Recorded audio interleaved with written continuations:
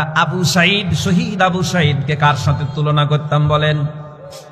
কি ঠিক না ঠিক? শহীদ আবু সাইদকে আমরা তুলনা করি উহুদের মুজাহিদদের সাথে।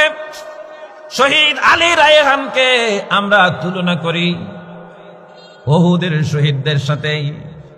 আমরা শহীদ মুগ্ধ যে ছাত্র আন্দোলন হয়েছে না, ছাত্র আন্দোলনে যারা মারা গেছে, যারা শহীদ হয়েছে বলতেছে, এর মধ্যে আবু সাইদের নাম নিতেছে, নিয়ে বলতেছে তাদের শহীদরা হইল আবু সাইদ, এরকম কয়েকটা নাম নিয়ে বলতেছে এরা হইল উহুদের শহীদের মতো।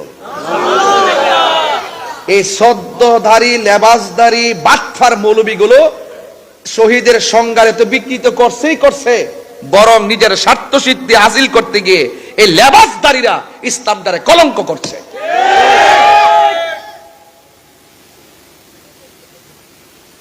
স্বার্থ হাসিল করার জন্য ইসলামকে বিকৃতি করার অধিকার তোমাকে কে দিয়েছে?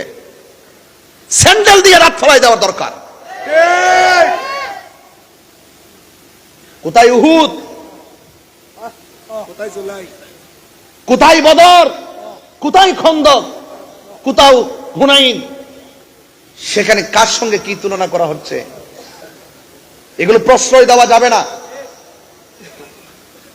মানুষ মারা যাওয়ার পরে হিসাব নিকাশ হবে কে করবে? অনেক স্মৃতিচারণ করা হচ্ছে।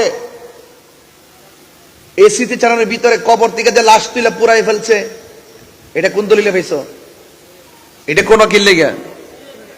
আমি বলছি ইসলামটা হাসির পাত্র বানানো যাবে না, বিকৃতি করা যাবে না, সঠিক মেসেজ দিতে হবে। এই কিছু দালাল মৌলবীর কারণে, দালাল মোল্লাগুলোর কারণে আজকে হুজুর দেখলে সাধারণ পাবলিক ভয় পায়। আগে হুজুর দেখলে দৌড়াইয়া চেয়ার আইনা দিত, হুজুর দেখলে সালাম দিত। এই মোল্লাগুলোর কারণে রং ইনফরমেশন পাচ্ছে সাধারণ জেনারেল সমাজ, আর তাদেরকে বিভিন্ন ছলে বলে কৌশলে ট্যাবলেট খাওয়াইয়া তাদেরকে বুঝাইতে চাচ্ছে যে মিলাদুন নবী জুলুস করা বেদাত। নাউজুবিল্লাহ, জোরে কর না।